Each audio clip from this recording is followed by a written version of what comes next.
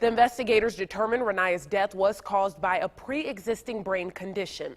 The altercation in the classroom consisted of a slap fight that lasted 10 to 15 seconds. Investigators determined Raniya's death had nothing to do with that slap fight. No evidence of bullying was uncovered, and no charges will be filed in this incident.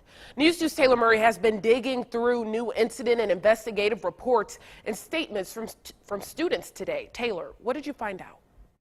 Investigators at the Colleton County Sheriff's Office released details of the nearly month-long investigation Friday after interviewing more than a dozen students who witnessed the altercation. Raniya Wright died of natural causes. The Colleton County Sheriff's Office announcing the conclusion to their investigation, saying the fight is not what contributed to Raniya Wright's death, but instead a pre-existing brain condition is to blame.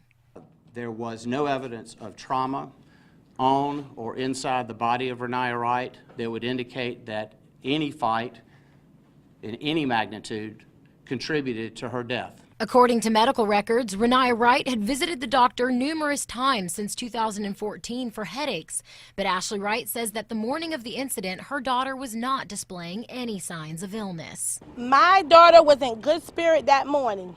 She didn't complain of a headache. She didn't say she was sick. Her attorney saying that the mother had no idea her daughter even had a brain condition. Did she know about this vascular issue that they have found in the autopsy? The answer is no. According to the incident report, both Raniya and the other student had been exchanging words throughout the day and throwing paper at one another. Statements from students say that leading up to the classroom fight, both girls had been trash talking all morning and even threatening to fight earlier in the bathroom and at PE.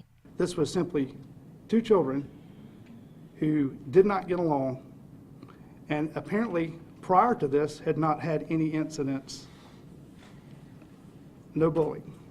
Contrary to officials, Raniya Wright's mother still saying that her daughter was a victim of bullying. It's not nobody else that was bothering Raniya Wright. It was the same girl.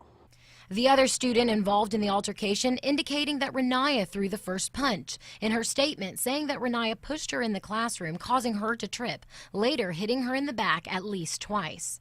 Ashley Wright says that her daughter was not a fighter. My child was never trouble. My child won't even lift a finger to no one. The incident report says that the student saw the other student had Raniya in a headlock and was striking her in the head with her fist.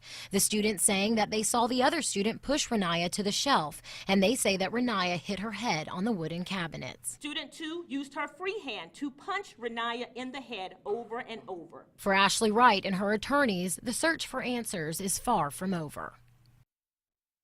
The Colleton County Sheriff's Office is now asking for the public's trust in their findings, but Raniya Wright's mother, Ashley, and her attorney say that they are going to continue investigating until they believe justice is served.